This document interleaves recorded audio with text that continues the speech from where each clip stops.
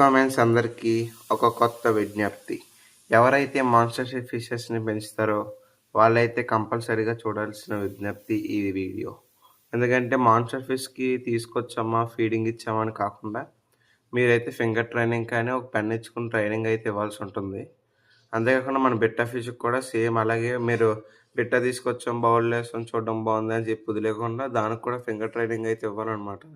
ఎందుకంటే దాని అగ్రెసివ్‌నెస్ బాగుండాలంటే దాని దాని హెల్త్ బాగుండాలి కదా! దాని హెల్త్ బాగుండాలన్నా, అది అగ్రెసివ్‌గా ఉండాలన్నా మీరైతే ఫింగర్ ట్రైనింగ్ అయితే ఇవ్వాలనమాట. అందుకనే కంపల్సరీగా మీరైతే ఆస్కార్స్ కానీ, ఫ్లవరాన్స్ కానీ ఇలాంటివి ఏమన్నా ఉన్నాయంటే మీరైతే ఫింగర్ ట్రైనింగ్ మాత్రం కంపల్సరీగా ఇవ్వండి మర్చిపోకుండా.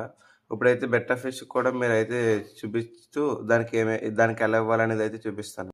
చూస్తున్నారు కదా నా బెట్ట ఫిష్. దీనికైతే మీరేదైనా ఒక పెన్ కానీ, ఇలాంటి స్టిక్ లాంటిదైతే తీసుకొని, మీరైతే ఇలాగా దాన్ని కరెక్ట్‌గా దాన్ని మీరు తీసుకొచ్చినప్పుడు అది కరెక్ట్‌గా చూస్తున్నారు కదా!